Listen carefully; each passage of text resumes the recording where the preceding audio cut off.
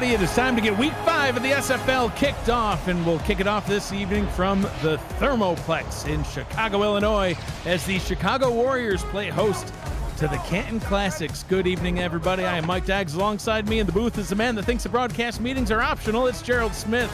On stats tonight, we've got Ron Haynes and the legendary Greg Soto, two legends with us on stats tonight. Speaking of legends, we got our commissioner and producer Cameron Irvine with us as well.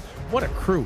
You are watching the Simulation Football League on YouTube. Gerald, are you pumped for tonight or what? I am pumped, right? We have a show that we always go over on, gets me extra hype. Come in here, we get this hype music from the great league soundtrack that we have, and we're about to watch some football. What more can we ask for on a Friday night? What more can you ask for? Listen, I just realized that pre-game our stats crew had a little conversation going on about whether or not we were going to finish the pre-game show on time, and as per usual, we did not. What can you do, you know? Hey, let's get down to the field and get this one started from this beautiful stadium here in Chicago. Canton coming off a win, Chicago coming off their 4th loss on the season. They're going to kick things off, and Canton will start with the ball on offense here tonight. Kick goes back to the goal line and returns out across the middle of the field, still breaking tackles, and finally brought down at the 29-yard line. And that is where quarterback Scar Patterson will come out onto the field. Gerald, you talked about in the pregame show some of his struggles this season, just not really complementing the run game of the offense as much as they are getting things done. 9 of 15 last week, 115 yards, no touchdowns, and 1 pick in their close game against DC. Yeah, look, and they haven't had to rely on him at all because their run game has been top-notch. 3 receiver set here on first down. Patterson, play action, so we'll see him throw early. Goes over the middle, and that one into double coverage and is incomplete. Was trying to hit Ryan Owens. As we roll through the starting offense for the Canton Classics, the quarterback, as mentioned, is Scar Patterson. We've got Robert Johnson and Logan Lee at halfback. Bill Cherry is the fullback. Ryan Owens, Andrew Gibson, Al Dillapre Sr., and Bob Long are the wide receivers. Talon Steele is the tight end. Max Van Linga, Adam Chance, Girth Lord, and Kira Kilgannon are on the offensive line. First run play of the day goes up the middle, and only for a gain of 2 yards before he's brought down by Doug Day, who had about 8 million tackles in their loss last week. Yeah, and he comes in right in, and you can tell he actually, had his Twinkie feel to start the game because he played the line of scrimmage and only stopped for a 2-yard gain. 21 tackles to be exact. I was close with 8 million, but off by samesies. Yeah, same thing. Patterson to throw on third down over the middle. That one is incomplete as quarterback can't quite connect with Ryan Owens. Tries to hit him again, and a quick 3 and out, which is not what you usually see. Gerald, you actually talked about this quite a bit last season as a key to victory for teams against Canton is you got to kick it off to them and then get a 3 and out, get that ball back. But now it's up to Chicago to get some points on the board. Yeah, you have to get points on Canton early, right? You get them from behind, it just forces them to play a different type of game. So Chicago here at home is starting out the way you should start out against a Canton squad, as we've seen last season and how they did. Nobody really got up on them, but the teams that did played them very tough, which was Florida. And we already know how those 2 games shaked out, but a very good start defensively for Chicago. Type attack is the quarterback. 12 of 31, 168 yards, a touchdown, and 4 interceptions. In the loss to Pittsburgh, he's got to keep it clean tonight. They'll start with the running game. J.W. Doyle gets twice the offensive yards as the Canton offense got on their first drive. So gain of 4. Second down and 6. Type attack. The quarterback, Norman Gus, and J.W. Doyle are the halfbacks. At fullback is Dean Jackson. The wide receivers, Kyle Finnemore, Ryan Arlovsky, Buchanan Simons, and John Fullerton. Tight end is Paulie Truth. Matty Mack, Kobe Beef, Jess Fullerton, Galarza, and Sean Sullivan on the offensive line. Pass down to the bottom, stepping out of bounds, setting up 3rd and inches is Buchanan Simons. See, and this is how I think Chicago has to do offensively to them, right? type attack is at his best when he's mobile, right? When he's either running or he's rolling out of the pocket, hitting his receivers. And right here, I thought that was a first down, but here it is third down. This is where they struggled. Only 31% conversion on third down. Ball is handed off to the halfback. Straight up the middle is Norman Gus, the rookie. Gus picks up the first down. Everything's going to be twice. I won't do that all game. Can I just do it the once? Yeah. Okay. Anyway, but look, this is a very good start offensively. Being able to convert a third down, although a third and inches made it a little bit easier to grab, but this is something they haven't really done consistent basis, which is pick up third downs. They got the third down on that one. They only pick up 2 yards with that J.W. Doyle run as Mark Gronick gets the tackle. Number 42 in your programs. Middle linebacker for Canton. Attack changing the play at the line. 2 receivers split out to his left. Attack rolls out, throws over the middle. That one's complete. Gets another first down. And Patak connecting with Paulie Truth, the 6'6" tight end in his 5th season with this franchise. Made the All-Star team last season and gets a nice catch, contested catch as Gronick was in coverage tight on that one. Yeah, and guess what? You actually seen Ty Patak actually be a little bit mobile, make his way toward the edge of the pocket and wait for his guys to get open. He is going to have to create, extend plays like that for them to be successful. Tack looking, firing over the middle, wide open is Kyle Finnemore, as he's able to get another catch and another Chicago first down. They're absolutely cooking. I know. I don't know if it just took a bashing from me on a show to actually get light of fire under them, but they come out firing on all cylinders right now. I gotta tell you that you shredded them, man. Like that was uncomfortable. It was deserved. That's okay. All right. Look, if you can't look at how they played and say that they didn't deserve like a little kick in the butt, what actually a little bit of honesty. Patak over the middle, one-handed catch. Buchanan Simons gets another first down. Back-to-back first downs now for Chicago as they are in scoring range. Yeah, actually 3 first downs in a row, and they are in the red zone right here, and they are actually just seemingly doing what they want to do on offense right now on their first drive. So it's going to be a pretty amazing thing if they can somehow punch this in the end zone only 15 yards away. Attack 4-4 for 44 yards so far. Doyle has another run up the middle. That one good for a gain of about 3 yards. 2nd down and 7. This Canton Classic defense. On the defensive line, Mike All, Jabril Curse, L.L. Volt, and Neil Rivers. The linebackers, Mark Gronick, Kevin Brackett, and DJ Kilgannon. Zachary Hamburger, Terrence Pearson, and Joshua Durr are the corners. Kanye Rockefeller and King Jamal are the free safety and strong safety, respectively. Dak rolls out right, throws towards the end zone. That one's incomplete. Pass intended for Paulie Truth, broken up by Kevin Brackett. Yeah, and the Canton's best defensive player, and Kevin Brackett comes up with a huge hit right there as Paulie Truth looked like he had that actually in his hands. He got rocked. Yeah, and Brackett comes in and just hits him and allows the ball to fall down to the turf. Now, this is a 3rd down right here, a really big one. They are able to get themselves a first down if they get to the 5-yard line right here. 3rd down and 7.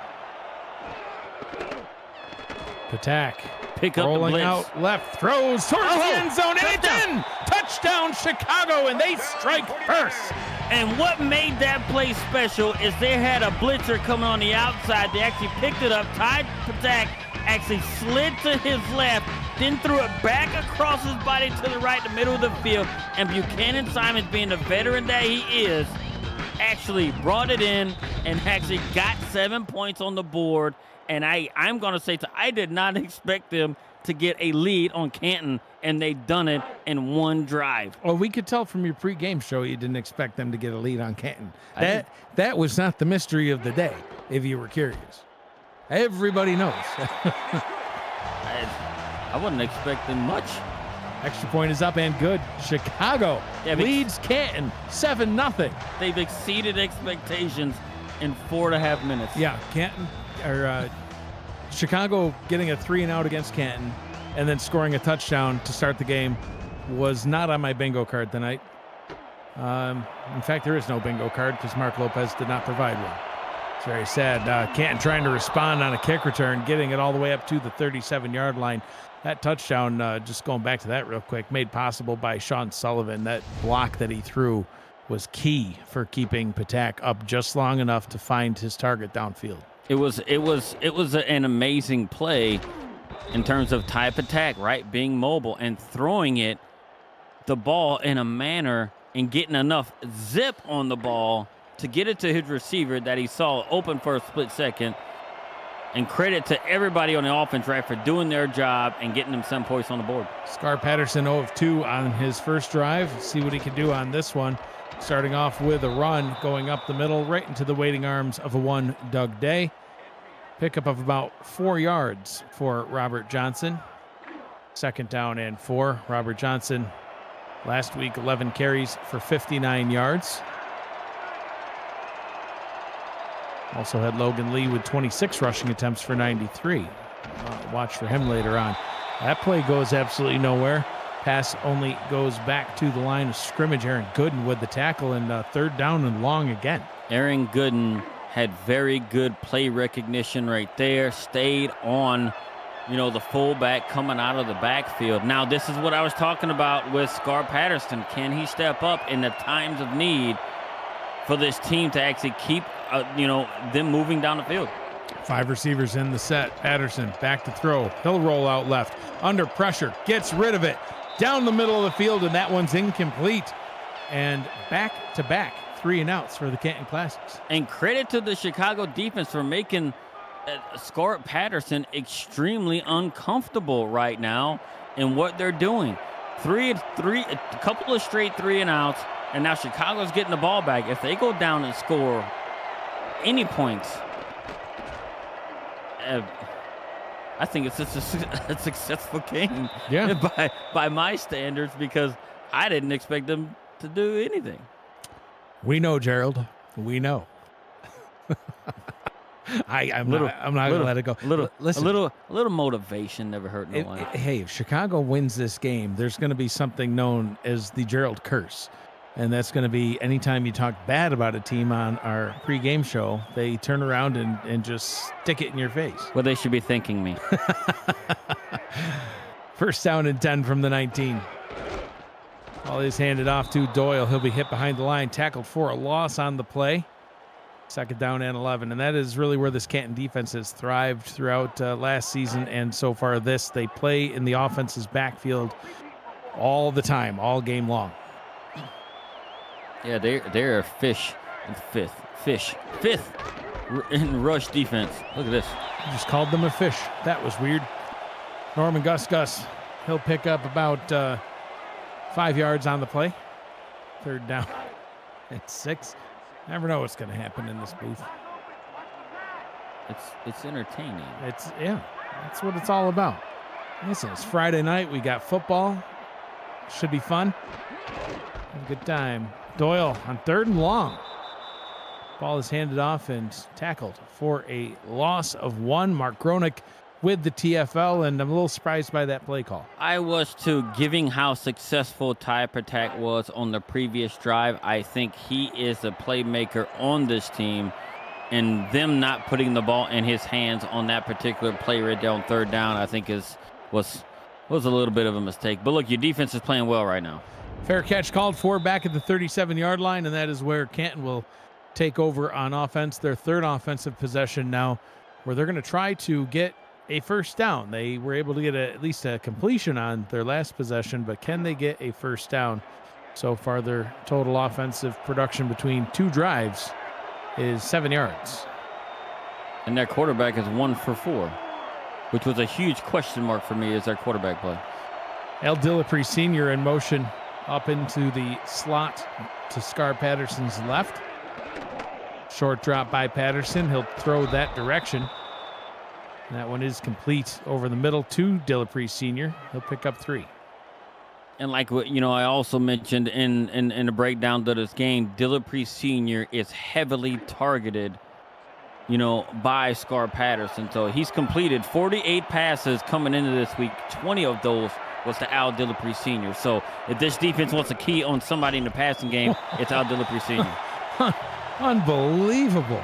Doug Day looked like he was lined up at quarterback there. He was back in the backfield before the ball even seemed to be snapped. Hey, no offsides called, so I guess it didn't happen that way. But what a quick TFL loss of 1. Yeah, him and Connor O'Shaughnessy was back there in a hurry. Patterson 5 wide again at risk of another 3 and out. Throws over the middle. That one's caught. They get their first down of the ball game, and they're in Chicago territory. Pass complete to Ryan Owens. Right, and this is a huge relief for Canton right here to get that first down of the game. Now they can get that, baggage off their back, and maybe they can get, going a little bit quicker. Absolutely. Final 2 minutes of the first quarter already rolling up, and Canton finally more than doubling their offensive production in these waning moments of the first quarter. Ball is handed off, trying to get the run game going. Robert Johnson, he'll pick up 6. On the defense for Chicago, Connor O'Shaughnessy, Darko Young, P. Fudor, and Sean Parent on the defensive line. At linebacker, Matthias Citrion, Sabo Kanan, and Aaron Gooden. At corner, K. Magic, Derek Majors, and Ricky Robinson. The safeties, Alex Bonds, Doug Day, of course, and Nate Hall. Pass over to the right, tackled right back at the line of scrimmage. No gain on the play, and that's probably like the third play we've seen by Aaron Gooden, just following those running backs as they head off into the flats. Right, and for a minimal gain right there too, because he's it seems like he's keying on fullback Bill Cherry out of the backfield. Play action. Patterson throws down the left side, wide open. Oh, nobody was even near him. Talon Steele heading down the left sideline untouched. And Talon Steele, I don't know how he found himself wide open like that. Had to be, maybe the play action or something like that, or the rollout, or that confused a bunch of people. I don't know what it did, but he was wide open running a corner route right there. And he wasn't the only one. He had a couple of people he could have chose, but he chose Talon Steele, who's a little bit further down the field. Now they got 1st and goal, looking to tie the game up. 1st down and goal from the 3:44 seconds in the first quarter. High formation, 5, 6, 7 now on the line for Chicago. They're play and run here. Patterson, pitch down to the bottom, met it at the line of scrimmage and tackled. Nowhere to go. 2nd down and goal. And what a way to kind of just stand up the offense up front right there and force, like the offensive lineman in the backfield a little bit, because they did get a tackle for loss right here, being able to push them back about a yard. Final play. Very good defensive line play. Final play of the first quarter. 2nd and goal. Patterson up top, untouched into the end zone. Canton gets a touchdown as time expires, and they'll get things tied up with the extra points. Because of how Canton has run the ball so far this season and how strong the run game is, when you run these things like that and you leak a running back out of the backfield, nobody's looking at them right there. They're expecting a run. Made it so easy for Logan Lee to catch that pass with no one around and for them to tie the game up after this kick. We've seen the Houston Headhunters do that quite a bit as well. It's one of their techniques they use down at goal line situations. 8 plays, 63 yards into the end zone. Touchdown, extra points, good. We are all tied up, 7 apiece at the end of the first quarter. Good game so far, 3 quarters left. You're watching the Simulation Football League Friday nights on YouTube. Shout out to Marty Johnson in the chat. He says, whoever the commentators are, they are doing great. Hey, thanks, man. We appreciate that. And who are those commentators? I'm Mike Dykes. He is Gerald Smith. Appreciate everybody joining us here tonight. We got Greg Soto and Ron Haynes on stats. Cameron Irvine, our producer, back at SFL HQ, pushing buttons and making things look pretty. 1st down and 10 after the fabled 2nd quarter kickoff. It's kind of how many times do you think that happens in a game? Score at the end of a quarter and just kick it. Yeah, we had a kickoff to start the first quarter, the 2nd quarter. We'll have one to start the 3rd quarter. Hopefully we can make it an even 4. See how it goes. All right, let's see if Chicago can get back to moving down the field. Their first drive, Gerald, looked really good. They were able to just march right down the field. It was double digits, 10 plays, 68 yards. They took almost 4 minutes off the clock, punched it into the end zone to get an early lead. Then quick 3 and out. So gain of 2 so far. We'll see what they do here on this play. 2nd down and 8. Attack to throw. Oh, dangerous pass. That one's easily swatted down. DJ Kilgannon puts his hands up. 3rd down and 8. Yeah, and this is a situation that, you know, they're going. They were successful on their first drive, getting Ty Patak out of the pocket. He's not the most tallest guy out there, right? He's only measuring 6 feet, and he seems like he does a lot of his damage rolling out. Patak stands in the pocket, proves Gerald wrong, completes it over the middle to Buchanan Simons. And just like clockwork, I just keep motivating people to do it. So you call me short, I'm gonna stand in the pocket and hit one of the better wide receivers, you know, and to ever have played in the league right here in Buchanan Simons and pick up the 1st down. Ty Patak measuring in at 6 foot, 215 pounds. Is 6 foot short to you? Taller than me, but it's short for a QB. Like, I don't know. I think you're taking a jab at my height. That's well, cool, maybe. man. Maybe. That's cool. I'm a shorty. Show up to the broadcast meeting. Not even just on time. How about it all? That run by J.W. Doyle will pick up only a yard. Doyle's he's had a couple of nice runs, but he's struggled overall so far in the game. He's run it 7 times. His longest is only 4 yards. Grand total of 10 so far on the stat sheet. But they still have to keep Canton honest with the run right there, Sure so they do. can't just give up on it. Doyle right back down to the ground. Picks up 4 this time, setting him up with a 3rd down and 5. Now, this would be a good opportunity for Ty Patak to do another rollout like you had talked about. He's got speed for sure. He could always run with it himself. Well, he's like the modern. He's a quarterback that the SFL hasn't really had a true mobile quarterback. He's it. So he does a lot of his damage while being mobile. And he rolls out right, looks, fires back across his body to the left. That one's nearly intercepted. He had grass in front of him too, but Kevin Brackett, not the intended target, but he's the one who got his hands on the ball. And 4th down, they're going to give it back to Canton. Now Canton's got a chance to take a lead. Yeah, well, I mean, I guess he went back to the Buchanan Simons well too much on that one there because he just wasn't open at all, having a defender right in front of him. But, you know, let's see if the Chicago defense can kind of replicate what they had in their first 2 defensive drives to stop Canton. See if they can repeat that again and, you know, give their offense the ball back. Yeah, targeting Simons early and often. And this one, as you saw, their season highs with the number of targets and yards. And we're still here early in the 2nd quarter. So back out onto the field. Scar Patterson now 5 of 8 for 58. Tie ball game, 8:04 to go here in the first half. Neither team's really gotten a lot going on the ground.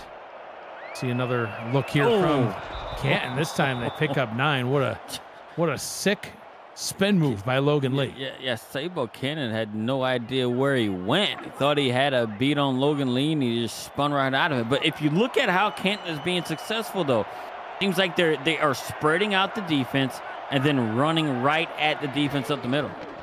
Speaking of running right up the middle, Scar Patterson tried to take it himself, but Doug Day says, I can run up the middle too, son. Sit down. Is Doug Day playing a D end or something? Like, where was he lined up? No, they got him down at middle linebacker. He's playing, right now. he's playing magician, I think, is what he's playing, as he can just teleport himself into the backfield. So much 3rd and speed. 1. He's got the speed there. Canton's defense kind of backed off there, only 3 on the line. They're expecting pass. It's going to be a run, and he gets it easily.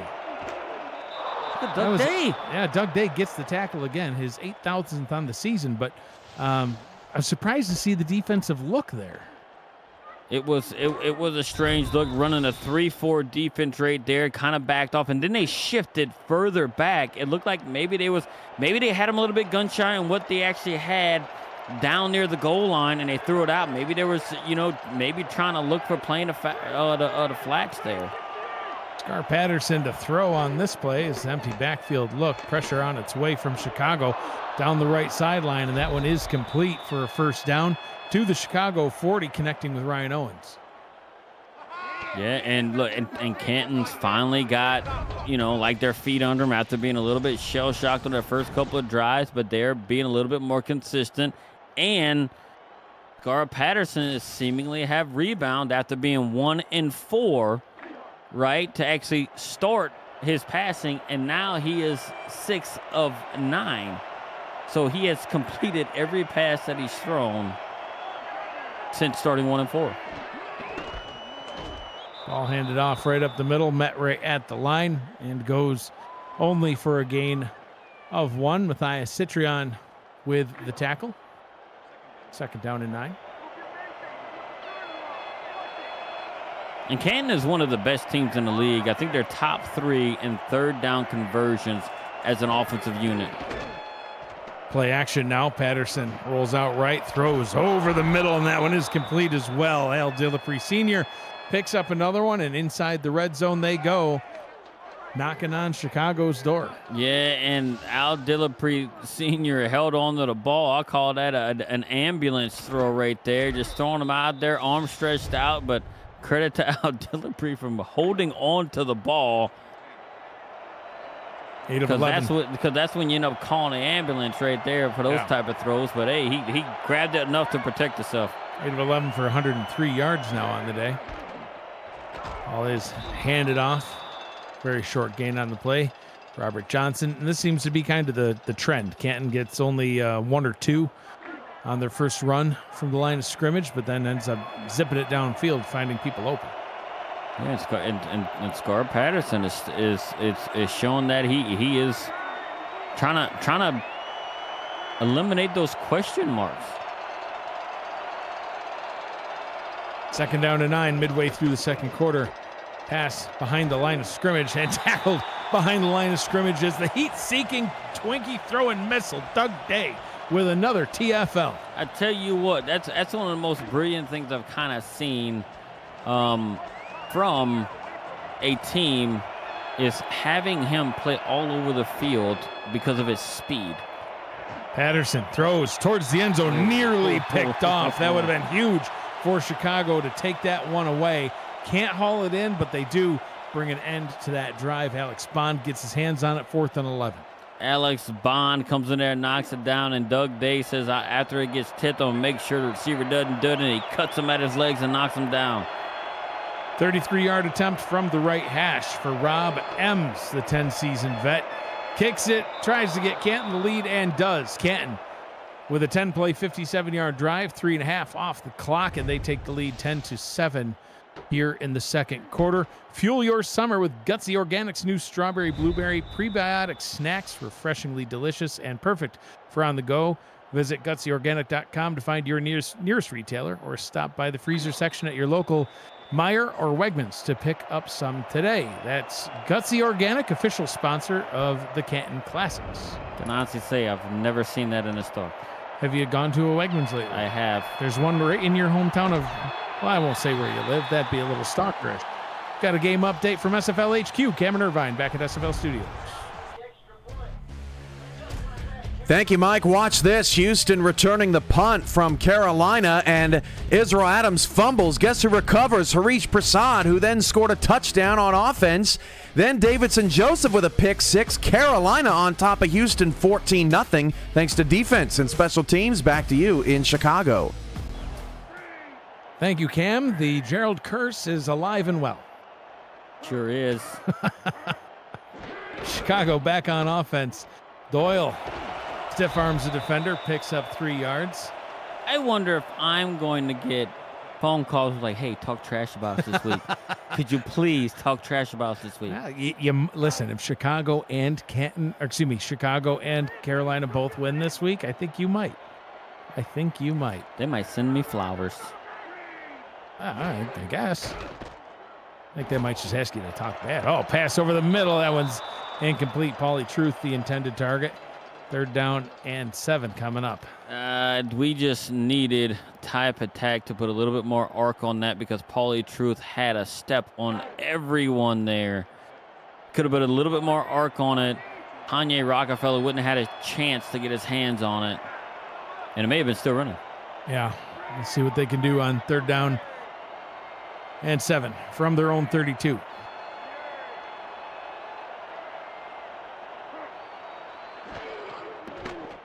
Patak rolls out right, throws left. That one is incomplete. John Fullerton had his hands on it. I thought he hauled that one in, but broken up on his way to the ground by Terrence Pearson, the 5-season vet. Most recently on Motor City, came over to Canton in free agency. Man, you got to bring those in. You have to help out your team and your quarterback in those moments and hold on to those balls, because if not, you're going to end up in a situation which is trending toward Canton right now, where Canton forces these drop passes. Yeah. And what they do, they force you into these situations. Their offense gets the ball back, and they start to smother the opponent down by the points they score and the ball control offense that they do have with that dominant run game. So Canton takes over at their own 29-yard line. Up 10-7 here in this one. Scar Patterson breached the 100-yard mark on the day. 1 touchdown. Played a pretty clean game so far. Robert Johnson over 20 yards on the ground. Logan Lee with only a single carry so far. Play action. Patterson to throw. Goes over the top. That one is picked off. Going back the other way as Alex Bond gets past the 40 and tackled at the 38-yard line, and that is huge for the Chicago Warriors. That play action worked great up front with the front 4 against Chicago, but guess what? The defenders on the back actually stayed home, and Alex Bond decided, I'm going to tip drill it to myself to give my offense the ball back and get themselves in a situation to maybe turn the game back around in their favor. Well, it's up to Ty Patak and the offense to get that done now. The defense has done their part. Really, they've done their part all game long. Some people might have thought that this game was going to be out of hand early. Listen, Canton is a 17.5-point favorite. You just put your hand up as somebody that thought it was going to be out of hand early. Chicago's not only in it, they got the ball. They can at least tie this one back up as J.W. Doyle, running like a beast, gets into field goal range and gets a first down. J.W. Doyle just keeps turning the legs, had very good blocks, navigated his way through it. Typically, you don't see that from a 242-pound man who is traditionally a fullback, but guess what? He navigates his way through, gets a gain of about 12 yards, and as they itching their way closer, near the red zone, and they are within field goal range for their kicker. Ball is handed off this time to Norman Gus. He'll pick up 3 yards. John Marine in the chat says this Bond didn't need M, Q, or an Aston Martin for that pick. I happen to believe that Alex Bond did drive to the stadium in an Aston Martin while drinking a martini. But I could be wrong. With a name like Bond, you can do just about anything. Yeah, pretty much, yeah. It comes with the Gets territory. pulled over. It's his namesake. Alex Bond. Ball is handed off and goes absolutely nowhere this time. Running into a big wall named Mike All, 6'6", 269 pounds. Defensive end getting the stop. 3rd and 8. We're going to see, because they're not so good at converting on 3rd down so far this season. Attack rolls out left. There he is. Take off himself. Oh, has room and more. Spins, gets to the 10. 1st and goal, holds on to that ball and sets his team up great as we approach the 2-minute warning. And these are some of the things we haven't seen from Chicago over the course of the first 4 games. Him breaking the pocket and making plays with his legs. We mentioned it early on. Type attack is your true mobile quarterback here in the SFL that we've never seen before. 2 minutes to go here in the first half. Do you think this one was going to be a blowout? Too bad. We got a ball game going on. Chicago with possession of the football in scoring range, looking to take the lead back. That's right, take it back, because they held it earlier on in this game. Ty Patak in the shotgun, flanked by a running back to each side.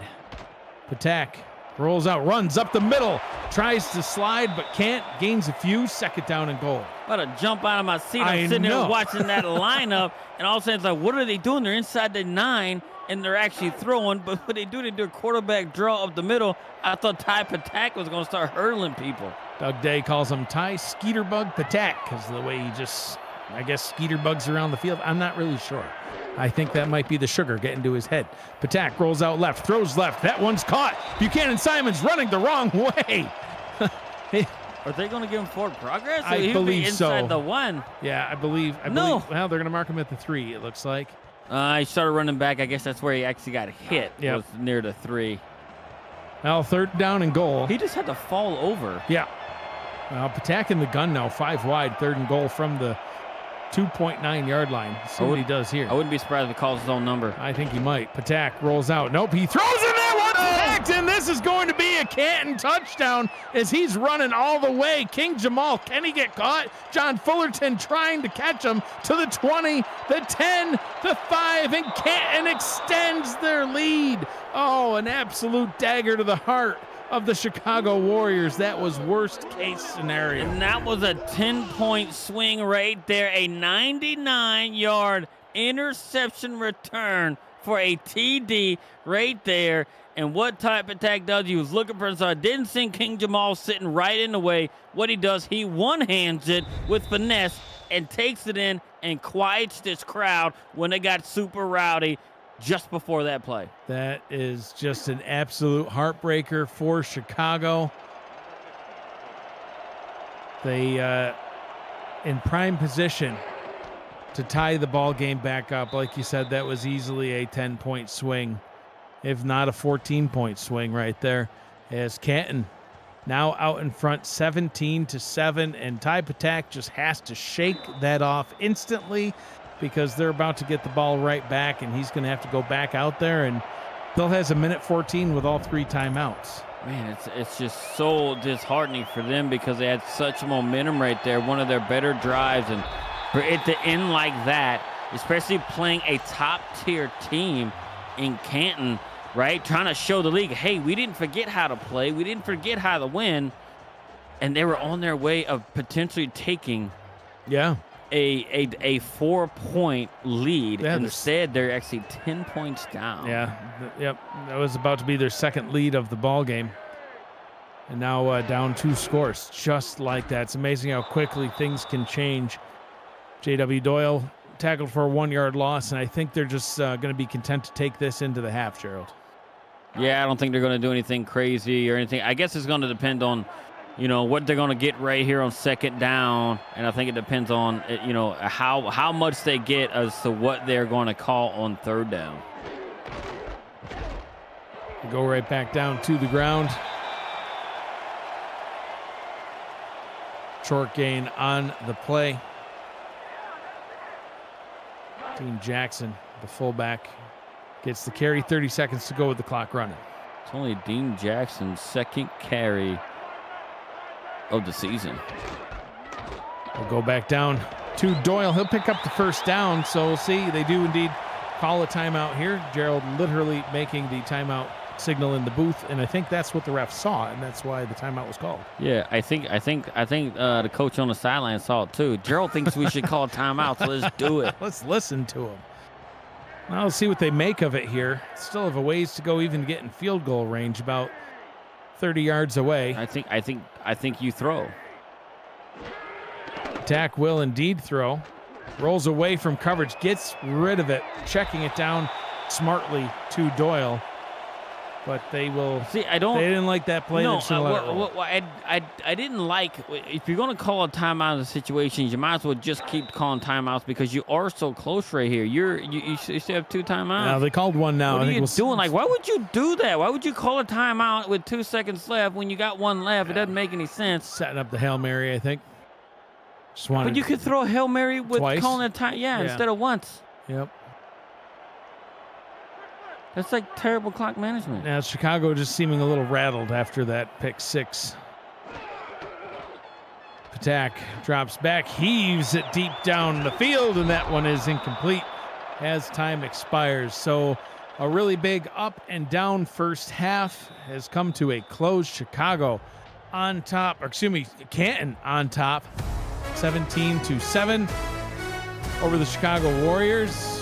We'll head to halftime and take a look at the halftime stats and some snapshots of the half. The Chicago Warriors will receive the ball to start the second half. Gerald, your thoughts so far on the ball game? Yeah, it's been a lot better game than we actually thought it would be, right? Because we were actually anticipating, Canton to just run away with it, but Chicago has actually shown that they can actually move the ball better than what they've, been able to do all season long. Their run game isn't terrible. Type attack is getting back to himself. I feel like he's found himself. Maybe somebody from Seattle shipped his skills to him to Chicago and it finally arrived. Maybe it was lost in transit. I don't know. But they are showing up tonight, and they still, even though they're down 10 points to get the ball here, they have an opportunity to win this game, I think, right now, especially with the way that they have played. They have 2 great drives. One resulted in a touchdown, and another one did not. Let's take a quick halftime break presented by Brakes GPT. We just pulled a full-size Taylor Swift helmet. Shout out to all our Swifties. Travis Kelce. This is a Giants Lawrence Taylor. Patrick Mahomes. Chad Johnson with the Ocho Cinco. We have a Drew Brees. Is that an O.J. Simpson jersey? An Aaron Rodgers. Oh my goodness. Tom Brady! Tom Brady! Break into the world of sports memorabilia collecting with Brakes GPT, featuring signed football jerseys, helmets, photos, and more. Brakes GPT offers you the shot at winning autographed and authenticated sports memorabilia at a fraction of the price. Join the community of collectors on our Brakes GPT Facebook page and lock in your shot at hitting a humongous headliner on our site, brakesgpt.com. And John Fullerton trying to get that Brakes GPT breakaway play of the game right there. He sure was trying to return that one to the house. Like right after half, I kind of threw my hands up. I thought he was breaking free, but they had it right there that that guy just spun off of a block there and actually got him. So, but it's very good starting field position for them to actually start this half. Yeah, absolutely. Type attack struggling in his last 10 pass attempts, 4 of 10, 1 touchdown, 1 pick. Only has 34 yards in those. One of them was a 12-yard touchdown, but that seems like forever and a day ago, as he needs to get things turned around here. Attack throws over the middle. That one's caught. Wow, what a dot in coverage. Finnemore gets the catch. Actually threw it right in there, threw it in traffic. Talk about threaded the needle. There was like 3 or 4 defenders around Finnemore there, but he fed that right in there. Oh, man. Close. As we see his updated numbers on the screen. No fear. Look at the team stats so far through this one. All the total yards in Chicago's favor, a little bit more balanced of an attack, but points are at a premium right now. They need to get some more on the board. I think I'm going to start calling Ty Patak the man without fear. Why? Because he runs and rolls out and does all kind of stuff. Very rarely do you see him slide at all. Right. When he's running. Has no fear throwing it into traffic either, as you saw on a couple of plays ago. So, yeah, the man without fear. I'm gonna go with what Doug Day said and call him Skeeter Bug. Doyle. Nice. Oh, what? Angry run up the middle. Oh, breaking tackles, gets the first down. Doyle just showing why he was a really good fullback on a championship-winning team. Sure was. Down in Florida. Or maybe it was Alaska at that time. I can't keep track of where they move. Yeah. 2 edges of the United States, from corner to corner. But anyway, showing his skills and what he can do running the ball. First down and 10 from the Canton 34-yard line. Bottled up behind the line and brought down, no gain on the play. So Chicago, for those of you just joining us now, started off by getting a Canton a quick 3 and out. Chicago got the ball, moved 10 plays down the field, got into the end zone for a touchdown to take an early 7-0 lead. Canton, though, they've clawed their way back into it. They got a field goal and then, of course, a very costly King Jamal pick 6 down not only inside the red zone, Gerald, it was goal to go for Chicago. And that flipped the game on its head. Attack, quick pass down the middle. That was nearly picked off as well. Overthrew his intended target. Third down. Yeah, I think it was a good decision by Ty Patak to throw the ball, but he threw it a little bit too high and too far for Paulie Truth. He got a little bit anxious there. Saw him open right in front of the safeties and threw it, but it was just a little bit too high. Third down and 10. Skeeterbug's going to have to throw. 4 wide receivers, 2 to the right, 2 to the left. Attack rolls out left. Throws left wide open over the middle. He finds Buchanan Simons. A great read and composure in that pocket. Reset his feet. Wide open receiver. And he done it again by kind of getting himself outside the pocket, right? He's like, him being able to extend plays is only going to be good for Chicago as this game starts to mature. And guess what? They are in position to close the gap to a 1-score game again. Now let's hope that they don't somehow turn the ball over in this situation again. 10 of 18, 116 yards, a touchdown and a pick. J.W. Doyle continues his angry run and lowers his shoulder and picks up 5. Doyle's just having a fantastic game so far, Gerald. 16 carries, about 50 yards. Yeah, and Doyle is feeling it, man. I think he's really feeling like, hey, start to feed me. I'm starting to get, the motor, the motor's revving up, and he's ready to run. This is where things went south for them the last time around, though. Inside the 10, 2nd down and 5. They can pick up a first down if they get to the 4. Patak rolls out right, fires, end zone, and it's caught. Touchdown Chicago, and they're back on the board. And what do? You go back to your 6'6" tight end and Paulie Truth, towering above the defenders that are covering him. Throw it a little bit high. Have him put his hands up and bring it down. And guess what it was on again? Right there on a rollout, getting Ty Patak into space to buy himself a little bit of extra time, and they're able to be successful.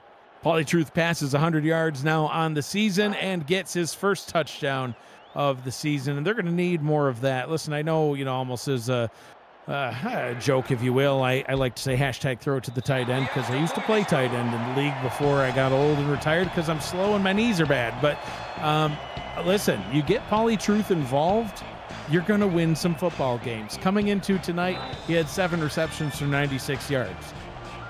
Through 4 games? Come on, that's less than 2 catches per game for Paulie Truth. You got to get that tight end more involved, and you will find more success. Hashtag throw it to the tight end. Well, and they're actually doing everything better offensively. Ty Patak's got 58% completion right now, and he's doing a lot better. He's actually got 2 touchdowns. That's he only had 3 coming into the game. It's like he's at the point where you can double it up if he keeps going at this rate. Ray Dizzy, you can't handle the truth. I love it. He got the touchdown. Oh, what a deadly stiff arm by Robert Johnson. Picks up 8 yards as Canton looks to get back to what they were doing well. Look, and one thing I noticed right here, I don't know why, maybe they said challenge accepted, right? Because they have more passing attempts than rushing attempts out of Canton right now. I don't know, especially with the dominant run game that we know they have. Back down to the ground they go as Logan Lee gets his 2nd carry of the ball game. That one good for a first down. And like total yards right now, right? Leading up until as that drive finished, Chicago, I do believe, has more total yards on offense than Canton does. But before they scored, Canton was leading by 10 points. Why? Because of the whole, pick 6 thing running down. And here we are with the stats. Look, and they are leading. They actually got 50-plus yards more on offense, Chicago does, than Canton. Very good defense by, Chicago thus far. Oh, back down to the ground. What were you saying about that defense? Matthias Citrion says, yeah, we are doing good. Tackles him right back at the line. They'll mark it with a 1-yard gain, 2nd and 9. Confirmed. He confirmed it. He sure did.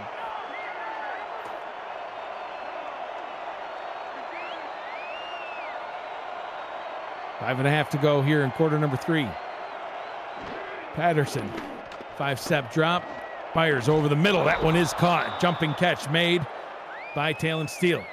Talon Steele finding, here it is, him showing up on third down again, going up and get the ball right over the middle, man. And that's where you made your money whenever you played as well. Those tight ends and the big-bodied guys right over the middle, and that's who you want to sit over, the big-bodied guys going up and bring down the ball against those smaller DBs. 3 receiver set here on first down from the Chicago 41. They'll go back down to the ground. Citrion gets himself another tackle, pickup of 3 on the play by Robert Johnson. Yeah, and they're just moseying on down right here, right, getting themselves, ever so closer to getting in a position to score. If Chicago needs to tighten up on the defensive side right here, but this is where Canton likes to run. And they do indeed run, but it only goes for a gain of 3. But oh no! And now we have an injury on the play. Aaron Gooden down for Chicago. Medical staff out on the field to take a look at him. And that could be a huge loss right there and at the linebacker position right there, because he's been having a pretty good game, especially playing the flats when they were dumping it off to the fullback out of the backfield. So we're going to see how the defense responds with his loss. Keep an eye out for him to come back. And we'll see if Canton takes advantage. Patterson to throw. Short pass over the middle. Complete. But held short. Oh, wow. 4th down. Only picked up 3 yards on the play. What a way to stop the pass catcher of Canton and not allow him to pick up any extra yards. And now they're forcing a punt. Canton's going to punt. This is a little surprising how close they don't have the leg there. Charles Brown punts this one away from the 31-yard line. They'll let it drop down at about the 6, and a fantastic punt by Brown as that one goes out of bounds around the 3. Yeah, but I still can't believe you're not going to give a 10-season vet, 5 with this team, and Rob Ems a chance to nail that kick from probably would have been somewhere about 48 or 49 yards. Listen, there's 2 different options I would have gone with on that play, and neither one was a punt. Neither. I would have either kicked a field goal or would have said, hey, Robert Johnson, take this ball and run it up the middle for 3. Or even better yet, Bill Cherry, hand it to your fullback. Yeah, I'm not sure I like that call. Chicago starts from their own 3-yard line. J.W. Doyle. He says, I got 97 yards to go. Let me get it all right now. Gets at least 10 there. First down. Look how patiently he's navigating his way through this. Just fluid, man. Right? So he's just going through it, trying to make himself skinny, kind of passing through a couple of defenders and blocks. And he's got it. So they started this drive at the 3. You got, 10 exactly to get himself out the shadow of their own goalpost. Gus now in the backfield. First down and 10 from just past the 13-yard line. Patak hands this one off to Gus, who runs straight into a wall and tackled for only a gain of 1. Mark Gronick with another tackle. Gronick, a all-star player back in season 15, Gerald. It seems like forever and a day ago, but Gronick's been in the league now for 10 seasons, half of which have been here with the Canton Classics. Back in the St. Louis Gladiator days. Yeah. That's who he played for. Well, look at you with the history. Patak rolls backwards, throws over the middle, finds Simons again. We've seen that a few times tonight, Gerald, where Patak just extends the play just enough for Simons to get open, and he connects with it. Look, and you can see how successful they are when he extends the play, right? He drops back and drops back a little bit further.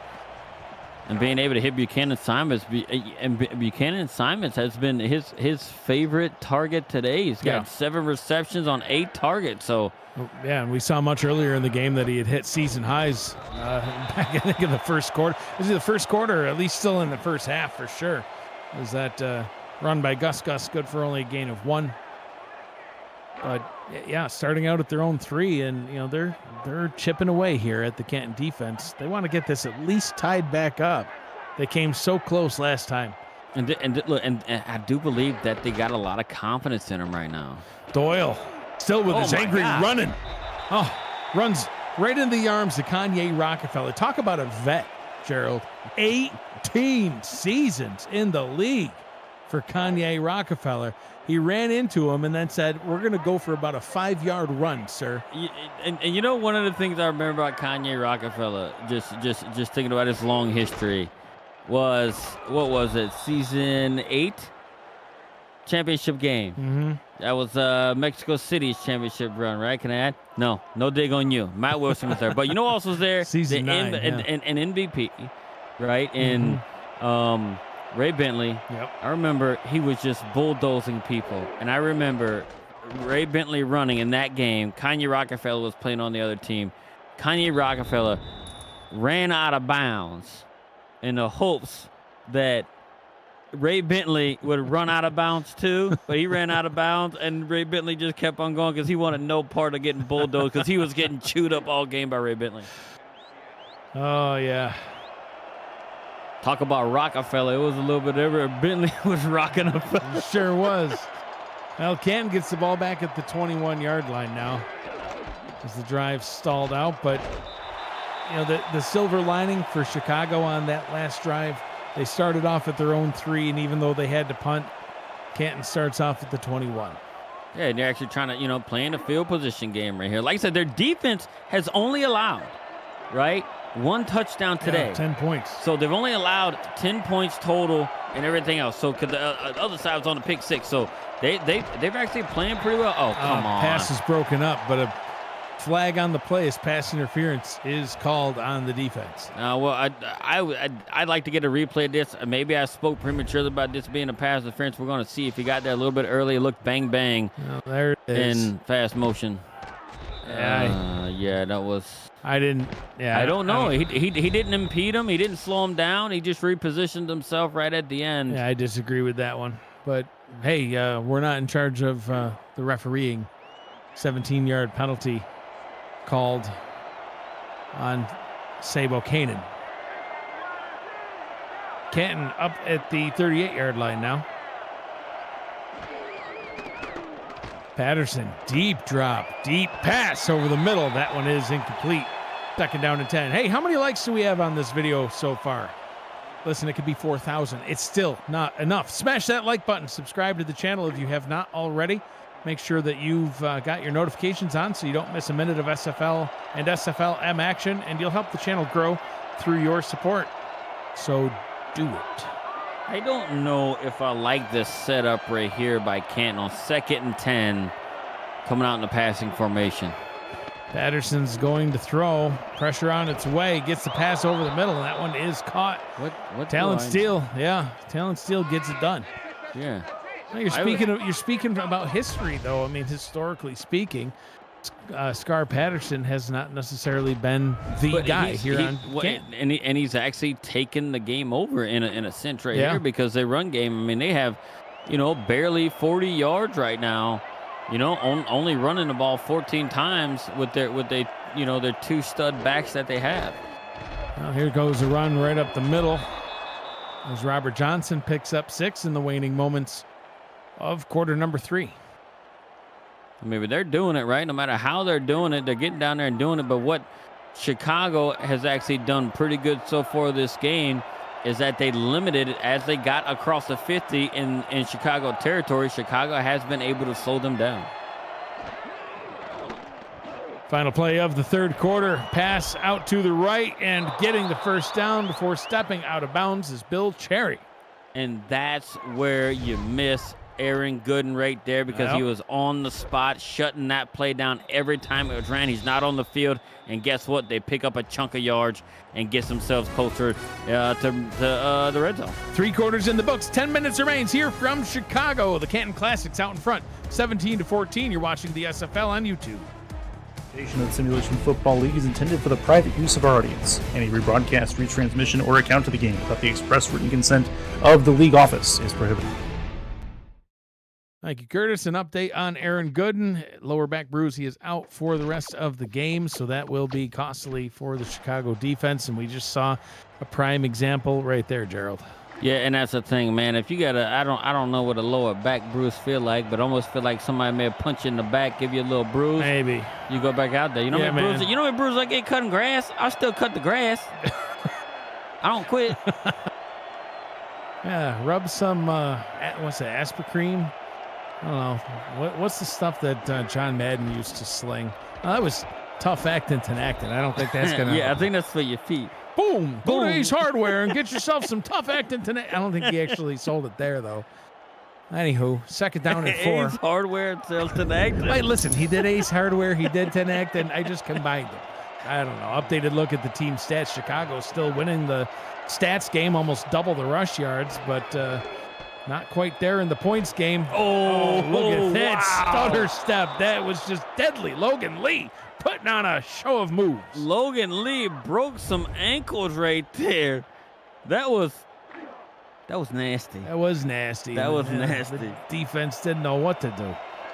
I think it was Ricky Robinson didn't know what to do. He just shook it up. Patterson to throw. Throws over the middle. That one's incomplete. Trying to connect down at the 5-yard line to the tight end, Talent Steele. Coming over in free agency from Atlanta. It was a pretty big pickup for Canton to get the 6'7" tight end from the Swarm. 6'7", 263. Yeah, that was a big pickup. That's a big dude. It's a whole lot of guy. Patterson to throw again. This time a one-handed catch down at the 4-yard line. They go right back down to Steele. He extends that long arm, gets the catch, gets the first down. First down and goal, and it sets Canton up to go back up by 2 scores. That's the nice hands catch. Brought to you by Retroid. Put a Retroid handheld in your hands and play the only video game with your player in an SFL 4K23. And Chicago's going to have to make sure they cover the flats right here. Yeah, they pitch up top. wow. They don't cover the flats, and Robert Johnson walks untouched into the end zone. Touchdown, Canton, and they're back out in front by 9. Yeah, and that was too easy. That's the second touchdown they got once they got right here inside the 5, where it was nearly untouched, and there was really no one around to contest it at all. One was a pitch out right here like you just saw. The one before was just a little bitty swing or dump route to Logan Lee. So they got to start covering the flats. Look, and is it because Aaron Gooden says his back is too bruised to go out there and play? Look, man, your team needs a win. You can't go 0-5. I think somebody from Chicago needs to go to Ace Hardware and get some duct tape or something. Wrap him up. Boom. Or get the Tenactin. That might help him. I think that wasn't that for like a foot thing. Yeah, it was a foot thing. I It don't don't even matter. know. Rub it everywhere. It might work. Just see if it helps. I can't make it. Well, I guess maybe it could make it worse. I'm not. Listen. What's worse, Don't take- Tenactin on your back or Right. 0-5? I think 0-5 is worse. Put the Tenactin on the back and let's go. Don't take medical advice from us. Whatever you do, do not take medical advice from this booth. We do not know what we are talking about. Icy hot. That's what I was trying to think of. Thank you, John Marine. Icy hot. Get the man some icy hot. Boom. And the Tenactin, I'm telling you. You get the icy hot. You rub it on the back. Boom. Touchdown. I don't know what I'm saying. Type attack. Oh, sacked. wow. Jabril Curse just lands on him for a 5-yard sack. He essentially murdered the offensive lineman that was blocking him. It just shedded him so much, just swim moved him. Type attack had no idea what happened. Listen. I don't think he realized till he got hit. You're lucky to see Ty Patak get back up. You talk about the O-lineman getting murdered. I thought Patak got murdered. Well, I mean, Patak is a man without fear. I told you. He's good. Skeeterbug. Oh, again. Patak throws wide open. Wow. Gets the first down. Buchanan Simons again. That's why I call Type Attack the man without fear. I saw a large human being coming straight at his face, and he decides, nope, I'm throwing it. If I got to take a hit, I take a hit. We don't want to go 0-5. 101 receiving yards for Buchanan Simons. Guy Clausen says, I haven't heard the word Tenactin in years. There's a guy that hasn't heard Tenactin. Heard it There he tonight. goes. Oh, no. Right over the middle and picked off again by King Jamal. He's just been the absolute nemesis for Ty Patak tonight, and that one just twists this game on its head. Yeah, and it was a very, very huge overthrow right there. It was nowhere near Paulie Truth, but credit right to the defender right there. That was, Adam Paulie Truth, because before the ball was thrown, he actually bumped Paulie Truth off of his route. Paulie Truth didn't have any positioning. Type attack was thrown to a spot, and Paulie Truth was not at that spot, and King Jamal was. First down and 10 for Canton, now in control of this ball game, out in front 10 points, 7:43 in the fourth quarter, and back in possession of the football, and they're just going for the dagger here as they throw to El Dillapre Sr. They're looking to make this a 3-score game, Gerald, and just run away with it. Yeah, and I was actually questioning why would, Canton come out in a passing formation when you can, at this point in the game, you're up 2 scores. You can lean on that run game to almost cruise you to victory, especially if you get some points out of this right here. But here it is for the second play after the interception. They're seemingly going for the kill. Patterson to throw again. Under pressure. Hit. Shakes off the sack. Throws it to the end zone and gets the touchdown to Talon Steele. Well, just when I challenged the quarterback in Canton in a pregame show, he comes in there, sheds off sacks and everything else, then throws the ball down the field to Talon Steele, the largest human being on the field outside of an offensive lineman.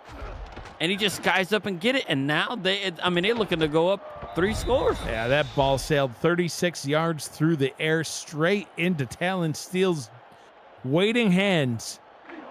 As Canton is now an extra point away from 31-14. Talon Steele with 113 receiving yards on the day.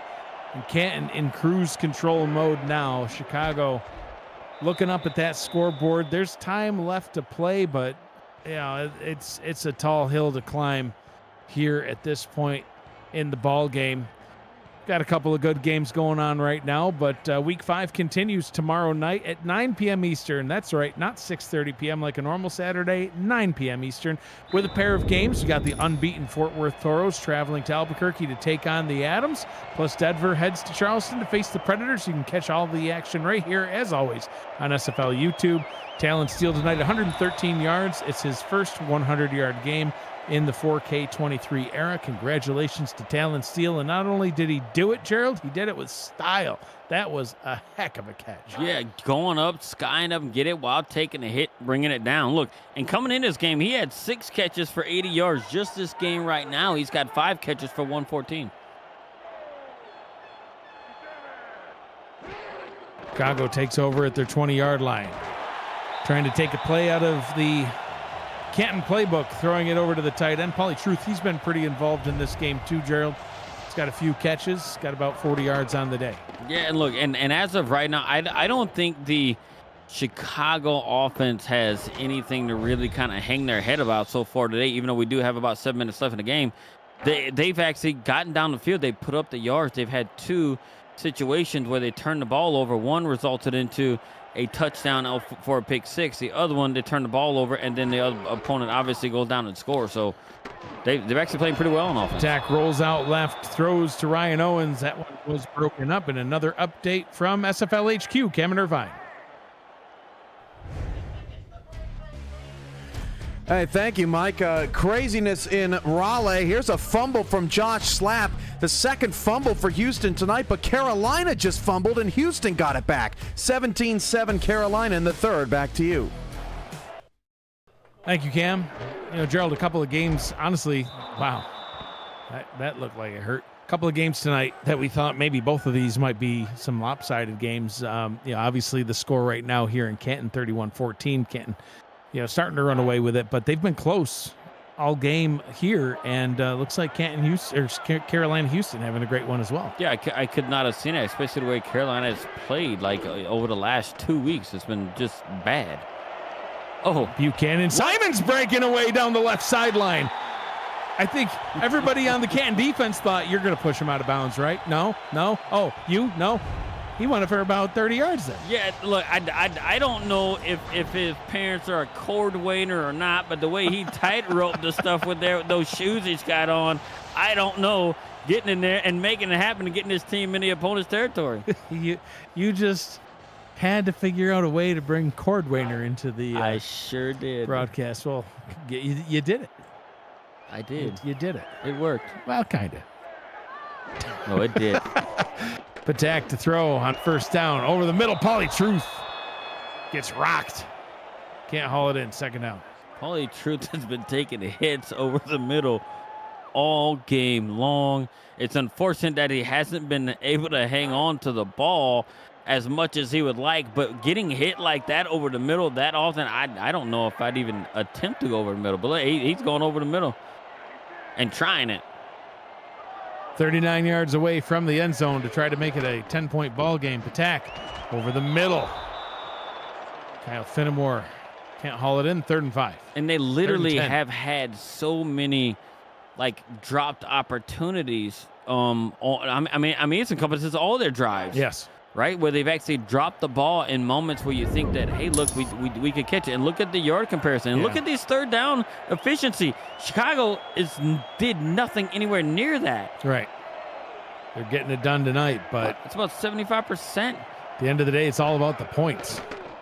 Attack. Throws down the right side. Gets another first down as Ryan Arlovsky climbs the ladder. Gets the catch. 1st and 10 on the edge of the red zone. Arlovsky coming up.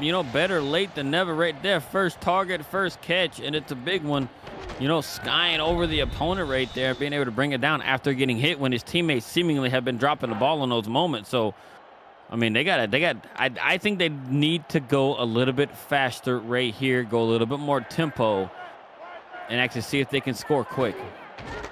Hand the ball off to Doyle. Surging forward, carries 3 defenders with him on his rush for a gain of 6 as we approach the 5-minute mark. Yeah, look, and Doyle has been really efficient running the ball. It's just unfortunate the positions that they have been in and the deficit they've been in most of this game has not allowed them to actually feed Doyle a little bit more, but he's having probably his most successful game to date. Attack rolls out right, nearly throws another interception. Canton dives on it just in case. 3rd down and 4 as it falls harmlessly to the turf. Type Attack rushed that way too soon. He didn't let it develop, let the routes mature at all. He got a little bit antsy and threw a little bit too quick. 3rd down and 4 now. 4 receivers set. Looks like when pressure starts to break through the line, he just gets a little bit rattled and just tries to get rid of it to force a play. Can't do that. Patak to throw up top. Tipped and picked and fumbled and then recovered out of bounds. Well, that was madness. Canton will retain possession of the ball. That was tipped and then bounced off a player. Watch this replay. Tipped, bounced off a player, back into his hands. Bam. What the? A little bit of teamwork. DJ Kilgannon getting the tip. Kanye Rockefeller giving him the layup, and then Kilgannon getting the interception, then fumbling it, but going out of bounds, dives on it out of bounds for really no purpose whatsoever. It was still Canton's ball. They take over at the 9. Souvenir. Yeah. Souvenir for himself. Canton will likely stick to the ground this time, although on their last possession we thought they'd stick to the ground, and they just started ripping it downfield to Talon Steele for a touchdown. That run goes for a loss of 2 on the play. 2nd down and 12. And those who are betting, right, you got the over-under, they're way over. But at 17.5-point favorites, Canton has not covered the spread yet. That is true. For those who are betting, not I. High formation for Canton. Patterson to throw. Quick dumps it down. Logan Lee. Tackled right back at the line of scrimmage. Sabo Kanan with the tackle. Yeah, Kanan comes in right there and actually, gets it for no gain right there. Being able to stop the fullback on that swing route that we actually saw Aaron Gooden be so well at. And being able to stop him right there in the flats. And that was, looking back on our second mind, that was a very generous spot to give him back to the line of scrimmage. But it looked like that was about a 2-yard loss in real time. 3rd down and 12 now for the Classics. Chicago defense has got to get them off field. And they will do it as Robert Johnson gets tackled by Matthias Citrion. Gerald trying to call for a timeout from the booth again. Yeah, I just think they're going to run a whole lot of time off right here. I think I would have called a timeout right there, because then you can actually count on 2-minute warning to be that fourth timeout for you. Agreed. Save a little bit of time here. You probably save yourself close to 40-ish seconds of game time had you called a timeout right there on third down. I mean, you're down 3 scores right now. It's going to be near impossible to get back into it. It'll definitely be impossible to get back into it if you don't have time. Punt is away. Will come down around the 40-yard line. Will turn up the middle and ejected backwards. It's John Fullerton. So let's see what Chicago can do with a type attack. About 16 to 30, 225 yards. He's got a couple of touchdowns, but Gerald now he's got 3 interceptions. To beat a team like Canton, you have to. You and I have talked about it before. Even when you guys went up against Canton last season, you knew darn well going in you've got to play perfect football. And unfortunately for Chicago, they've played good football, but it hasn't been perfect football. Yeah, because Canton doesn't do anything that's special at all, right? What they do, they actually take the opportunities that they're given, and they don't waste them at all. Right. They become efficient as the game goes on, right? So, look, you turn one turnover, you turn the ball over to them. If they don't return it for a touchdown, you can bet your bottom dollar that they're going to take that turnover on offense and go down and score points. And if I'm not mistaken, every single turnover they've gotten, they have turned it into points. Except for maybe that last one where they were just trying to milk some clock. But Buchanan Simons now hits the 142-yard mark. As Chicago will go into the hurry-up. 2:22 on the clock. Oh, 4th interception. Kevin Brackett picks that one off. And, listen, Chicago still has all 3 timeouts. They've got the 2-minute warning, but the fans are packing up their belongings and heading out of the stadium. That was the backbreaker right there. And that is the 2nd interception of the season for Kevin Brackett, who I think is their best defensive player on there. And he ties himself for the team lead with 2 interceptions as well. So let's go over, similar to what Kevin Brackett's doing, right? He leads the league in sacks with 5, right? And he's got 6 tackles for losses coming in, 2 now interceptions, and he has 2 forced fumbles. The guy does it all. I mean, I don't think anybody can argue with you on not only him being the best defensive player for Canton, but arguably the best defensive player in the league so far this season. He's got stats in every category. Yeah, and he's actually a 3-time All-Star, made the All-Star game last season as well. 2 minutes to go here in Chicago. Canton running away with this one as they'll look to run the clock out and head back home as victors.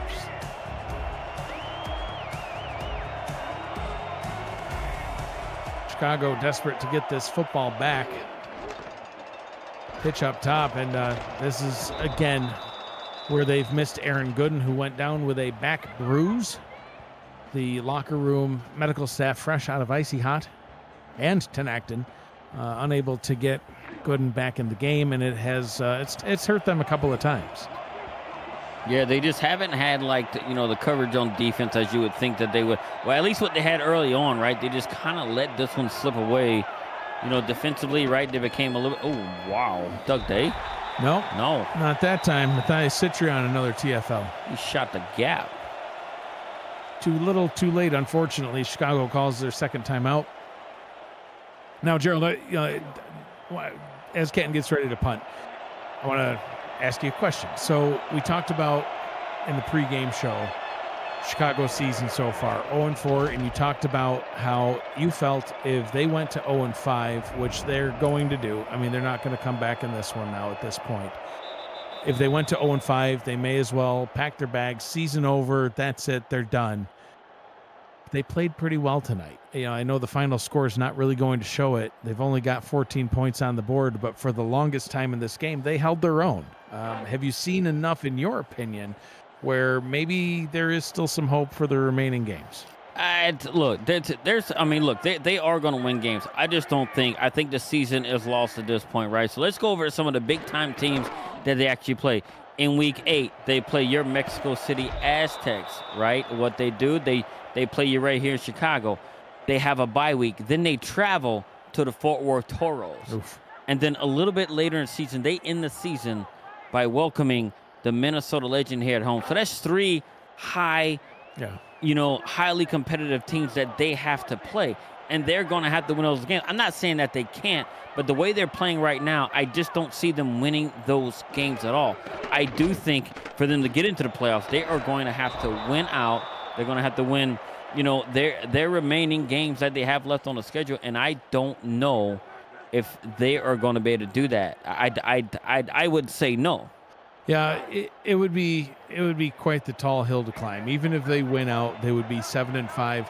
They're in a very competitive North Division. They've got the Baltimore Vultures. Oh, excuse me, no, I'm looking at the wrong list here. But they've got, like you said, the Minnesota Legend. They've got Lexington, who's already won a couple of games this season. They're at 2-2. You've got Indianapolis Ramblers. They're at 2-2. They do go up against Motor City, who's currently 0-3 on the season, winless themselves. So, they might be able to get out in front of them. But Minnesota, Lexington, Indianapolis, those 3 teams already, with a combined 7 wins between them. It's going to be a tall task for Chicago to even potentially get 7 wins. And, looking at those 3 teams, you got to figure at least 1, if not 2 of them will end up with 7 wins themselves. So will it be enough for a playoff spot? Listen, I can speak from experience. 7-5 is not necessarily enough to get you a playoff spot. Yeah, it doesn't cut it anymore. No, in the league anymore. Because I think Louisiana, Mexico City was part of that whole 7-5 log jam from a few seasons back that we missed. Sure we did. both missed the playoffs. Why we thought we was all deserving. I'm gonna say I deserved it. That we all got shafted. Teams we beat got in and we didn't. But that's just not the way the tiebreakers went. So it just comes down to it, man. I mean, 7-5. Is a bare minimum. It doesn't guarantee you anything.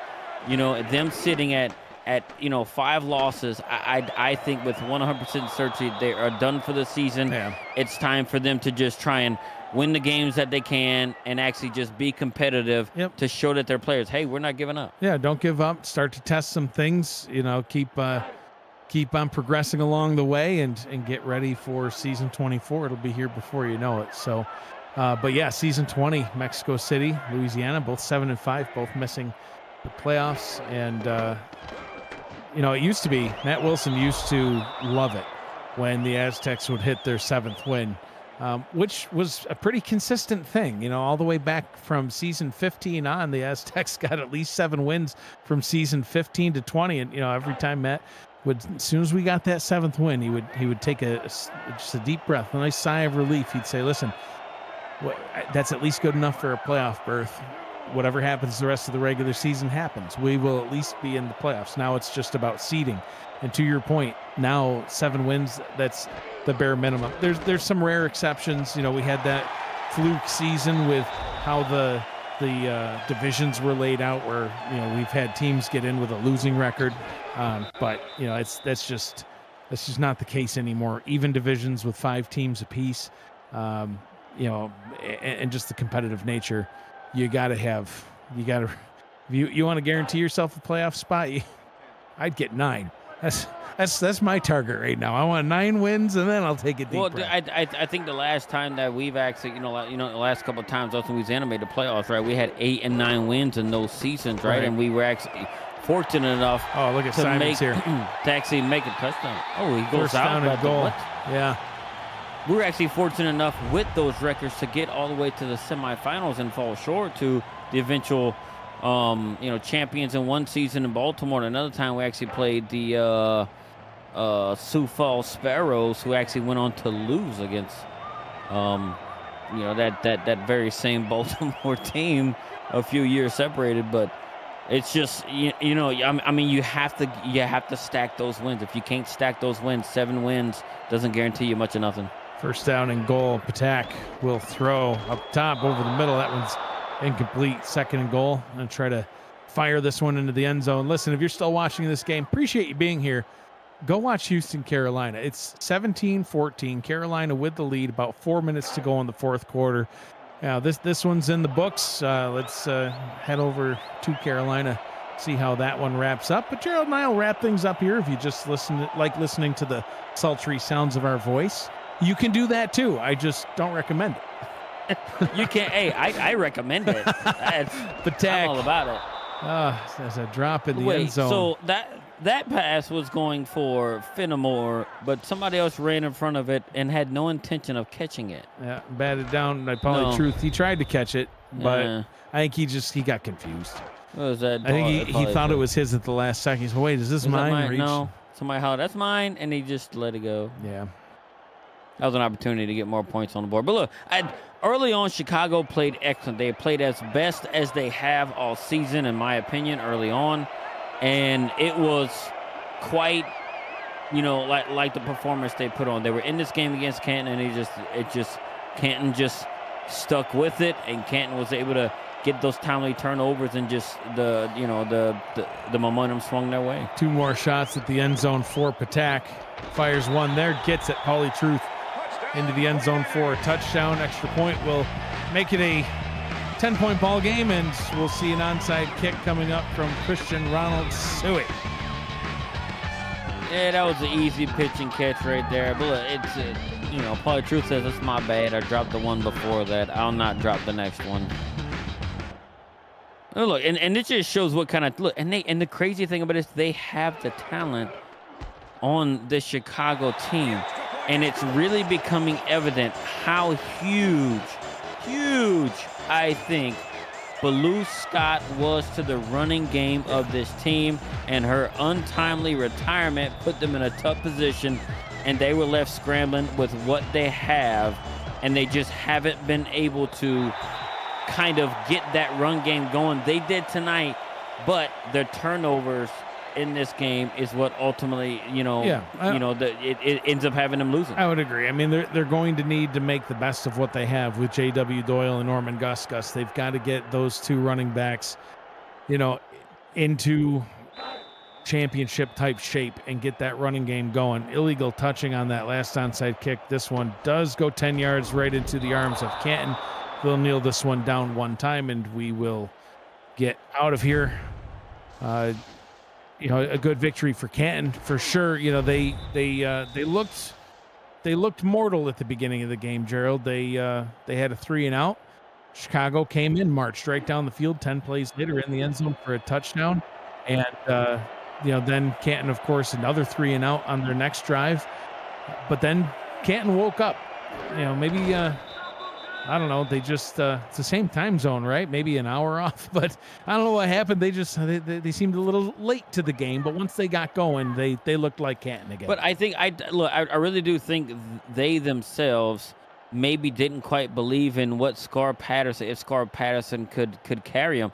And to Scar Patterson's credit in this offense, you know what they did? They actually showed up, and Scar Patterson had an excellent game. After I'm questioning if he can carry it. And this, passing offense along with their defense carried them through, because the running game wasn't a whole lot to even talk about. We'll wrap this one and get out of here so you can all get over to Houston and Carolina. See the exciting finish of that one. Canton will improve to 4-1 on the season. Chicago will fall to 0-5. Next up for the Canton Classics, they head into the bye week, and then in week 7, they head down south of the border to the 2-1 Mexico City Aztecs on Sunday, August 25th, 6:30 p.m. Eastern Time. Chicago, week 6, they will head to Lexington, a divisional matchup with the Miners. We're currently at 2-2. That one will be on Saturday, August 17th. Coming up tomorrow at 9 p.m. Eastern Time, Fort Worth at Albuquerque and Denver at Charleston. Chris Curtis and Mark Lopez, along with Colin Northrup and Rick Northrup on those calls. Some great matchups coming up. This has been a presentation of the Simulation Football League on YouTube. Final score, Canton wins it 31-21. For Gerald Smith, Ron Haynes, Greg Soto, Cameron Irvine, and Matt Wilson, who's always with me in spirit, I'm Mike Daggs. Thanks for joining us. Choose happy. Have a great night, everybody.